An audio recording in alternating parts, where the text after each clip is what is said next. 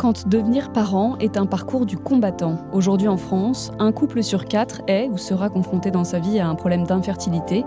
Pourtant, près de 30% des causes restent encore inexpliquées. Pendant que l'espoir se concentre sur l'AMP, l'assistance médicale à la procréation, mise en place il y a 40 ans, les résultats restent incertains. Près de 40% des tentatives échouent.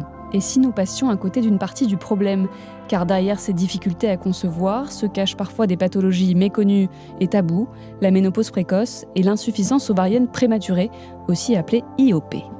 1 à 4% des femmes dans le monde sont concernées par cette insuffisance, parfois à 30, 25 ou même 20 ans, même avant 20 ans, sans même savoir que cela était possible. C'est le cas de Lynn Rifaille, journaliste, qui raconte son parcours dans le livre « Ménopause très précoce. Mon combat contre l'infertilité pour devenir mère » aux éditions du Rocher. Alors quelles sont les causes de ces pathologies et surtout quelles options pour les femmes confrontées à ces diagnostics? La génétique peut-elle changer la donne? Et nous avons également le plaisir d'accueillir le professeur Micheline Misrahi Abadou. Vous êtes professeur émérite de biologie moléculaire, à l'origine de nombreuses découvertes sur les causes génétiques de l'insuffisance ovarienne prématurée. Je suis Margot de Frouville, chef du service santé de BFM TV. À ses côtés, Alain Ducardonnet, médecin, consultant santé BFM TV. Vous écoutez le podcast Santé, le podcast qui prend soin de vous.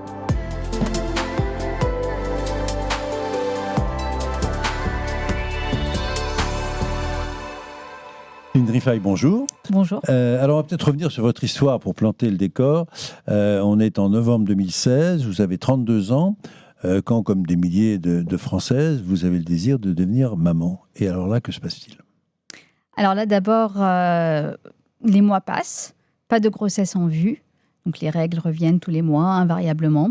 Vous aviez pris une contraception avant? Avant, oui. Donc j'avais pris la pilule et puis j'avais arrêté la pilule à peu près 9 mois avant de se lancer dans les essais. Donc en me disant, comme ça, le temps qu'on commence, même s'il n'y a pas de justification médicale à cela, mais le temps que l'on commence, au moins, mon corps, il sera pendant plusieurs mois sans pilule. Et donc, au début, donc, les règles reviennent normalement, puis donc, mois après mois, il ne se passe rien. Et au bout d'un certain temps, je commence à avoir des sueurs nocturnes. Donc je me réveille, je suis trempée.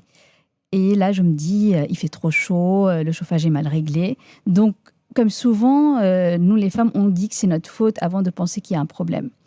La deuxième Et on rappelle que vous avez 32 ans. Voilà. Et la deuxième chose, c'est les règles qui deviennent, enfin les cycles qui deviennent chaotiques. Parfois des cycles de 40 jours. Donc à ce moment-là, je fais des tests de grossesse pour me dire est-ce que je suis enceinte? Mais le jour où je fais le test, le lendemain, les règles reviennent. Donc je me dis c'est dans la tête. Et l'autre information à avoir, c'est que parfois aussi les cycles sont très courts, des cycles de 15-17 jours. Ça veut dire à peine les règles sont finies, qu'elles reviennent. Donc ça dure pendant 1 an et demi. C'est long. C'est long, j'ai un peu laissé traîner. Et puis après, en revoyant la gynécologue, elle me dit, bon, rien de grave, vous êtes jeune, on va prescrire un bilan d'infertilité. Donc ça comprend plusieurs étapes, mais la première, c'est une prise de sang qui mesure, qui consiste en plusieurs dosages hormonaux. Un de ces dosages dont je ne comprenais pas trop le sens, l'AMH, l'hormone anti-mullérienne. Donc je regarde un peu sur Internet, sur différents sites. Même la gynécologue me dit, donc ça mesure d'une certaine manière la réserve ovarienne, c'est-à-dire le stock d'ovocytes restant avant la ménopause. Et ce score, il dit quoi? Alors ce score, il dit 0,2. Donc là, nous sommes déjà en février 2018.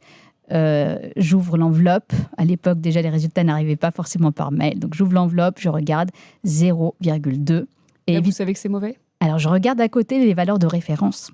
Et les valeurs de référence sont entre 2 et 6,8 pour une personne de mon âge. Et je me dis, ce n'est pas possible. Il y a certainement une erreur. Ou alors, c'est fichu. Donc, j'envoie un email à la gynéco qui ne donne pas trop d'explications, qui me dit « refaites les analyses dans 3 mois ainsi qu'une échographie ». Et en me renseignant donc en ligne, je me dis, mais ce n'est pas possible. Si vraiment elle me dit dans 3 mois et que ça semble vraiment mal parti, je vais changer de praticien. Donc, je vais voir un autre gynécologue spécialiste de l'infertilité avec qui on termine le bilan d'infertilité. Et là, on se rend compte qu'il y a encore quelques chances, puisqu'il reste des follicules. Et donc, on tente une première insémination intra-utérine. Ça marche du premier coup. Et ça, c'est très étonnant. Sauf que ça se terminera malheureusement par une interruption médicale de grossesse. Donc là, vous n'avez aucun diagnostic. On vous a dit si vous avez une réserve ovarienne un peu basse, mais il y en a encore. Oui, alors le médecin dit la réserve ovarienne semble très basse. En revanche, en tout cas l'AMH est proche de 0, mais ce n'est pas un drame parce que vous continuez à ovuler. Vous avez des follicules tous les mois, même s'ils sont très faibles, 2-3 follicules maximum par mois. Et donc, c'est difficile de tenter une fécondation in vitro car il y en a très peu. En revanche, une insémination intra-utérine, on peut tenter ça. Et ce qui était très surprenant, c'est que ça a marché du premier coup.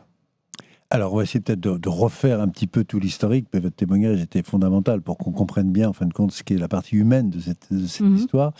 Avec vous, Micheline Misrahi Abadou, en fin de compte, question simple et de définition, c'est quoi l'infertilité? Comment est-ce qu'on peut définir l'infertilité? Parce que là, on voit qu'il y avait quand même une petite réserve. Donc, il y a des degrés. Comment on la définit?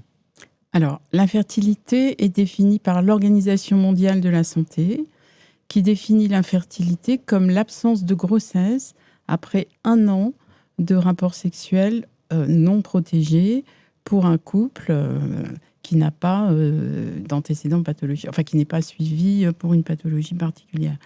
Et avant 35 ans, c'est au bout de 6 mois qu'il faut consulter. Donc il faut savoir que même au bout d'1 an, il y a environ 80-85% des couples qui auront un enfant. Et que si on prolonge d'1 année les essais, l'intérêt de fixer 1 année, c'est qu'ensuite le couple va consulter et on va s'assurer qu'ils n'ont effectivement pas de pathologie. D'accord ? S'ils n'ont pas de pathologie et que donc ils continuent à essayer d'avoir un enfant, on peut rajouter encore 10%, c'est-à-dire qu'on arrive à 90%, environ 95% de couples donc, qui auront un enfant au bout de 2 ans. Donc l'intérêt d'avoir prolongé... d'avoir fixé ce délai à 1 année, c'est vraiment pour permettre donc de diagnostiquer une cause d'infertilité. Alors dans le cas de Lynn, ce qu'on voit, c'est que Lynn n'a pas eu effectivement de diagnostic. Elle est venue effectivement avec un problème d'infertilité, elle n'arrivait pas à avoir un enfant. Et puis, elle a cherché des informations et ce qui est frappant, c'est que comme beaucoup de gens, elle cherche l'information sur les réseaux sociaux. Puisqu'il y a quand même un certain tabou qui entoure ces questions d'infertilité. On n'en parle pas. D'ailleurs, Lynn dit elle-même qu'elle avait du mal à en parler même avec sa mère, même au sein de la famille. Et donc, finalement, les femmes, souvent, les couples, vont chercher seuls des informations qui sont souvent inexactes. Il y a ce qu'on appelle de la mésinformation, des informations inexactes, avec des diagnostics qui sont un peu placardés parfois. Par exemple, elle a cru qu'elle avait une ménopause précoce. C'est pour ça que le titre du livre, c'est « Ménopause très précoce ». Et à l'évidence, elle n'avait pas de ménopause, puisque au bout de 3 ans, elle a réussi à avoir un enfant. Et donc, tout ça est un petit peu mélangé. Donc, c'est une des raisons pour lesquelles on a voulu faire ce livre. C'est pour donner des informations exactes, pour que le grand public puisse avoir accès à ces définitions, à ces informations, pour expliquer également tous les progrès médicaux qui existent et qui souvent ne sont pas connus du grand public. Et donc, tout ceci est présenté dans ce livre. Ce qui est quand même un peu surprenant, c'est que en fait, votre gynéco vous dit on va refaire le problème dans 3 mois sans évoquer quoi que ce soit. La première gynéco. Votre première gynéco, c'est quand même très surprenant parce qu'elle aurait pu très bien faire une consultation et vous expliquer en fin de compte ce qui pouvait arriver. Donc même au niveau du médecin, en quelque sorte, il n'y avait pas cette volonté de partager. Et c'est un peu surprenant quand même, c'est son boulot. Absolument. Donc il y a, comme je vous l'ai dit, des problèmes d'information, des problèmes de formation aussi du personnel médical qui n'est pas forcément formé. Alors pourtant, gynécologie, c'est quand même une spécialité en soi. Oui. Donc il y en a beaucoup qui sont excellents. Et le deuxième praticien que Lynn a vu est excellent. On a vu comment il l'a accompagné et a permis justement d'obtenir cette grossesse qui apparaissait comme miraculeuse. Donc le rôle du praticien est essentiel. Et heureusement, il y a beaucoup d'excellents médecins. Mais il y en a qui ne sont pas formés, peu formés sur ces questions. Et d'où l'intérêt, justement de pouvoir poursuivre cette formation médicale. Alors, pour répondre à votre question, reprenons les choses, la physiologie. La ménopause, c'est donc l'arrêt des fonctions ovariennes qui se caractérise par deux choses. D'une part, il y a une stérilité qui est définitive. Et d'autre part, il y a un arrêt de la production d'hormones, estrogènes et progestérone, qui sont produites normalement par l'ovaire. Et c'est bien cet arrêt d'hormones estrogènes qui va entraîner tous les symptômes, en particulier, comme l'a dit Lynn, les bouffées de chaleur, etc. Alors, l'âge de la ménopause, l'âge moyen de la ménopause en France, il est de 51 ans, mais il y a des écarts considérables, c'est-à-dire que ça peut varier entre 45 et 58, 59 ans. Donc, il y a presque 15 ans de différence d'âge de la ménopause, alors que l'âge de la puberté varie de 2, 3, allez, 4 ans, mais pas plus. Donc, il y a une variable importante. Ensuite, la ménopause précoce, c'est entre 40 et 45 ans. Si on a une ménopause, donc entre 40 et 45 ans, c'est une ménopause précoce et ça concerne 10% des femmes. Et puis, si on a un arrêt des règles, un arrêt de fonction ovarienne qui se produit avant 40 ans, c'est ça qui définit l'insuffisance ovarienne prématurée et ça correspond à 4% des femmes. Dont vous, Lynn ? C'est ça qu'on vous a diagnostiqué finalement. Alors, d'une certaine manière, mais souvent, donc, on va parler d'insuffisance ovarienne prématurée pour les insuffisances ovariennes avec arrêt des règles pendant 4 mois ou plus, mais aussi pour ce qu'on appelle, et que j'ai appris grâce à Micheline, la diminution de la réserve ovarienne. Donc, cette diminution de la réserve ovarienne, c'est clair que je l'avais. Et l'IOP, elle est venue par la suite, puisqu'effectivement, après mon accouchement, parce qu'au final, dans l'histoire... Il faut quand même le dire, c'est un message d'espoir aujourd'hui. Ouais. Malgré ce diagnostic, vous avez réussi à devenir maman. Oui, après 5 grossesses. Je ne sais pas si on l'évoquera, mais en tout cas, il y a eu 5 grossesses. Et la dernière a été la bonne. Et après mon accouchement, les règles se sont arrêtées de manière définitive. Et j'ai commencé un traitement hormonal substitutif. Alors, il y a une question qui revient, c'est un peu peut-être une idée reçue, mais l'âge moyen aujourd'hui pour faire un premier bébé, c'est 31 ans en moyenne. Alors, est-ce qu'en fin de compte, ce recul de l'âge de la maternité, avec de bonnes raisons pour les femmes qui veulent travailler, etc., il y a beaucoup de raisons qui sont... Est-ce que c'est un facteur d'infertilité ? Alors, les causes d'infertilité, donc on en connaît un certain nombre, depuis d'ailleurs assez longtemps, et on dit qu'il y a environ un tiers de causes qui sont masculines, un tiers féminines et un tiers qui impliquent les deux partenaires. Et il y a 30% des causes qui sont inconnues. L'âge moyen de la maternité en France, il est de 31 ans. Donc, on peut considérer qu'à 31 ans, on est quand même parfaitement fertile. Si on a un premier enfant à 31 ans, en moyenne, on a un deuxième enfant aux alentours de 34-35 ans. Et une femme qui n'a pas de vraie cause d'infertilité, Madame Tout-le-Monde, elle est fertile à 30, 31, 35 ans. Voilà. C'est-à-dire qu'elle mettra peut-être un petit peu plus longtemps pour avoir un enfant qu'à 25 ou 30 ans, mais elle est parfaitement fertile. Donc je crois qu'il faut plutôt travailler sur les vraies causes d'infertilité, essayer d'identifier ces 30% de causes d'infertilité avant de conclure des choses comme ça, parce que finalement, ça va culpabiliser les femmes. Ça culpabilise les femmes sur cette histoire de recul de l'âge de la maternité. Le recul de l'âge de la maternité, les causes ont été étudiées par des démographes. Et ils ont, comme Henri Leridon par exemple, et ils ont bien montré que ce recul de l'âge de la maternité, si vous voulez, il est dû à des causes qui sont sociétales. Oui, mais ça reste une cause quand on interroge les médecins spécialistes de la procréation médicalement assistée. Ils disent premier facteur, c'est l'âge des femmes. Parce qu'on fait des bébés plus tard, donc forcément ça a un impact, vous le confirmez. Oui, si on fait des bébés plus tard, c'est parce qu'il y a une difficulté dans notre société pour une femme de mener de front à la fois une vie reproductive normale, d'avoir des enfants, une vie sociale, une vie professionnelle. Donc il y a un report de l'âge de la maternité. Et ce report de l'âge de la maternité, il a été étudié par Henri Leridon, qui a comparé donc l'âge de la maternité dans les années 60 et actuellement. Il y a environ 5-6 ans d'écart. Et il a calculé que ça entraînait, si vous voulez, un recul de 0,15 enfants par femme. Donc finalement, c'est très peu. Ce n'est pas responsable non plus de la baisse de la natalité. Donc, je crois qu'il faut donner des informations qui sont exactes afin de rechercher les vraies causes et d'agir soit sur les vraies causes médicales d'infertilité, soit sur les vraies causes de baisse de natalité qui sont complètement différentes, donc médicales d'un côté et sociétales de l'autre. Alors, pour identifier ces causes d'infertilité, vous savez, qu'est-ce qu'on a à notre disposition ? Pas grand-chose. On avait les dosages hormonaux, que tout le monde connaît. Ensuite est arrivée l'imagerie, l'échographie, l'IRM. On peut faire une radiographie de l'utérus, des trompes pour voir si elles sont bouchées, c'est une hystérographie. Et puis, c'est à peu près tout. Alors, qu'est-ce qu'on fait quand on ne comprend pas et que finalement les signes y sont cachés ? Eh bien, on va chercher les causes cachées directement dans nos gènes. Et c'est ça, la génétique. C'est ce qu'on appelle la génétique nouvelle génération. Il y a eu des progrès fulgurants ces dernières années.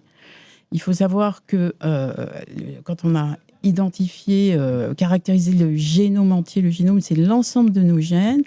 Il faut que 20 000 gènes pour faire un individu. C'est pas beaucoup. Et au début, donc, on a mis plus de 10 ans, ça a coûté 3 milliards de dollars, plusieurs pays s'y sont mis, chacun a pris un chromosome, etc. Et maintenant, ça se fait en moins d'une semaine et ça coûte moins de 1 000 €. Donc, ça a permis un progrès fulgurant qui a permis d'identifier chez des patients, et c'est pour ça que l'étude des patients est essentielle, les vraies causes des infertilités. Et donc, nous a permis de mieux comprendre les mécanismes de la fertilité dans l'espèce humaine qu'on connaît très mal. Et ça, c'est accessible aux couples en routine. Vous allez à une consultation avec un médecin spécialiste de l'infertilité. Il va vous proposer une cartographie qui pourrait identifier un gène responsable de l'infertilité ? Alors, moi j'ai commencé par l'insuffisance ovarienne prématurée parce que le tableau est clair, c'est un arrêt des fonctions ovariennes avant 40 ans. Et donc, j'ai recherché un certain nombre de causes génétiques. Plusieurs groupes dans le monde ont recherché des causes. Et on a découvert déjà une centaine de gènes qui, quand ils ont une anomalie, entraînent une insuffisance ovarienne primitive. Alors, comment est-ce qu'on savait que tout ça était un peu génétique ? On sait qu'il y a des familles où il y a plusieurs insuffisances ovariennes, des sœurs. Et parfois, la mère a une insuffisance ovarienne secondaire et sa fille aura aussi une insuffisance ovarienne. Donc, on voit qu'il y a des éléments génétiques.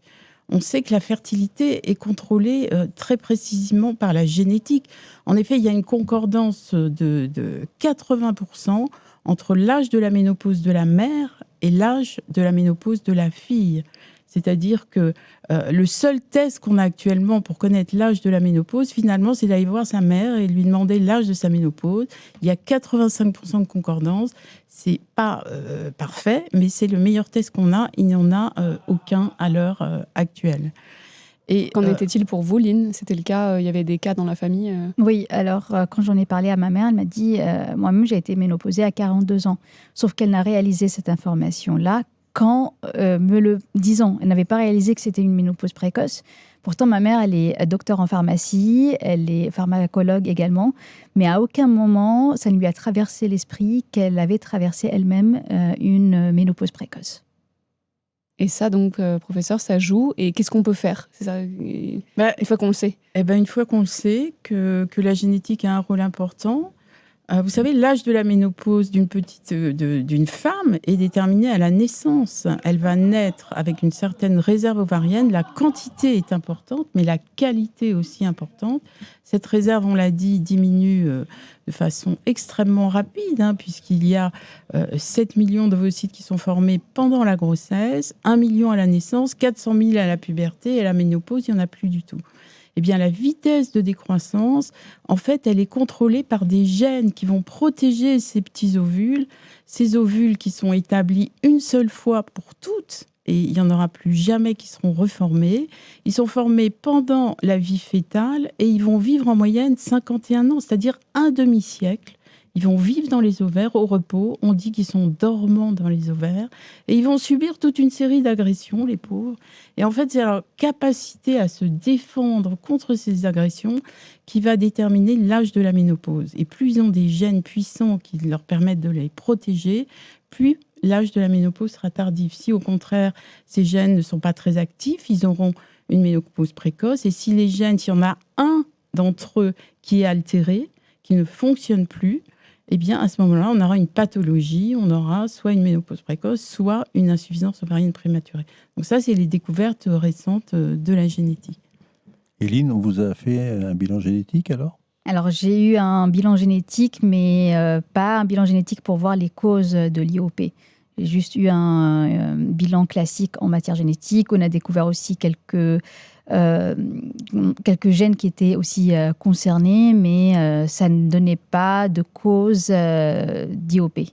Donc, voilà ce qu'il en était. Ça pouvait potentiellement expliquer les fausses couches qui ont eu lieu, puisque une fois qu'on avait commencé le parcours d'AMP, j'ai quand même eu 5 grossesses, dont 3 spontanées, donc naturelles, sans aide médicale.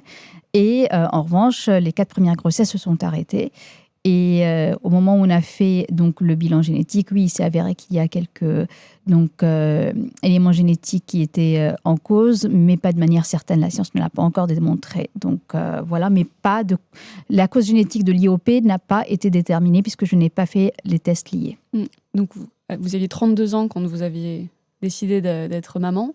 Quel âge quand vous avez réussi et comment est né Maxime? Alors, j'ai accouché à 36 ans.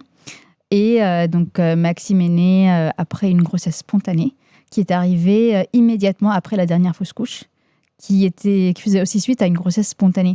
Donc, ce qui est très bizarre dans toute cette histoire, c'est que pendant 1 an et demi, on essaye avec mon mari d'avoir un enfant, ça ne marche pas.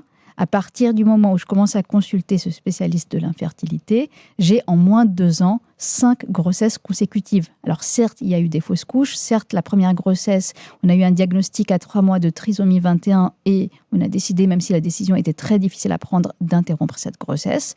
En revanche, la 5e grossesse a été la bonne.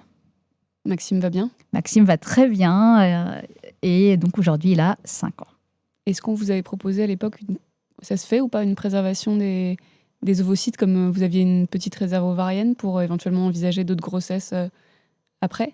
Alors non, parce que faire une préservation de la fertilité, donc congeler les ovocytes, nécessite d'en avoir beaucoup. Comme dans le cas d'une FIV, on va stimuler donc les follicules, les ovocytes, pour en prélever un maximum.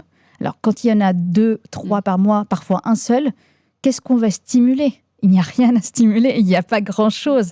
Donc non, c'était déjà trop tard pour préserver la fertilité. Aujourd'hui, vous le racontez librement, votre parcours.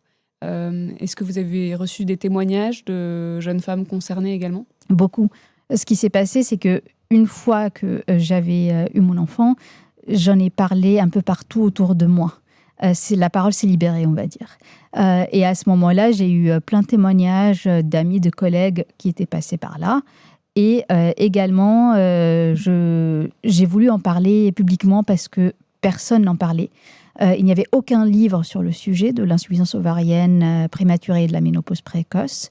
Et donc, c'est pour ça que j'ai voulu écrire ce livre. J'ai vu que sur les réseaux sociaux, par exemple sur Facebook, il y avait un groupe dédié à ce sujet. Donc là aussi, je me suis connectée avec d'autres femmes pour partager les expériences.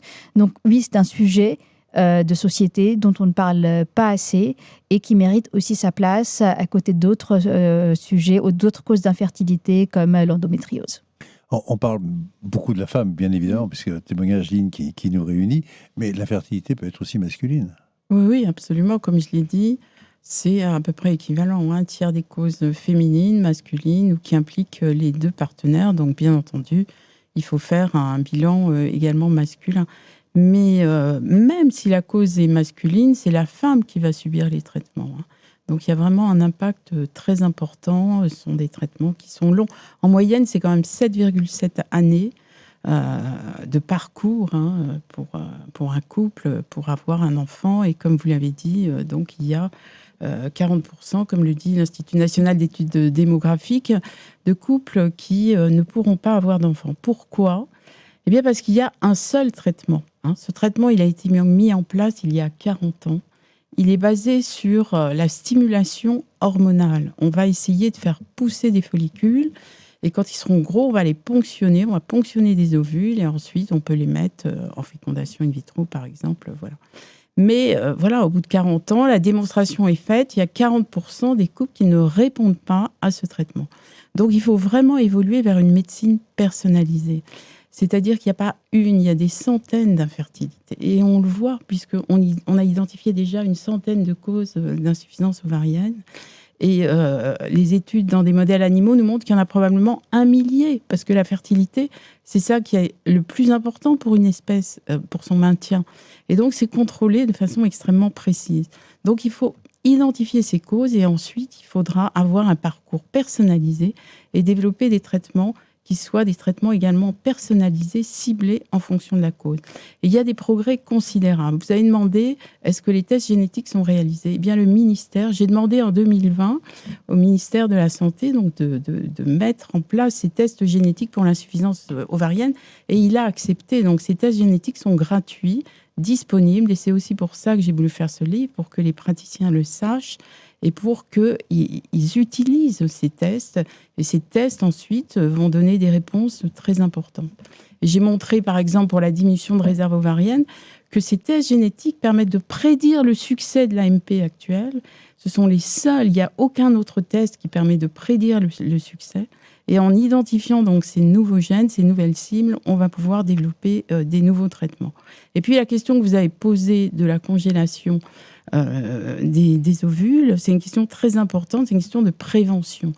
Alors si la génétique est en cause, eh bien, elle est très simple, cette prévention. Il y a une jeune femme qui vient pour prendre la pilule. Il suffit de lui poser la question, est-ce que vous avez des antécédents d'infertilité dans votre famille ?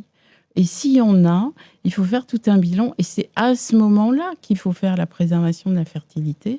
Avant 30 ans, idéalement. Avant 30 ans, et ne pas attendre que se développe effectivement une infertilité. Et là, évidemment, c'est trop tard. Donc, la prévention, elle peut être très simple, par un simple interrogatoire que mène le praticien dans son cabinet. Et à ce moment-là, il y a des mesures de prévention qui sont possibles. Merci beaucoup à toutes les deux. Merci Lynn Rifaille et Micheline Misrahi-Abadou. On vous rappelle votre livre Ménopause très précoce aux éditions du Rocher. Et merci de nous avoir accompagnés. Et nous, on se retrouve la semaine prochaine. Et d'ici là, prenez soin de vous.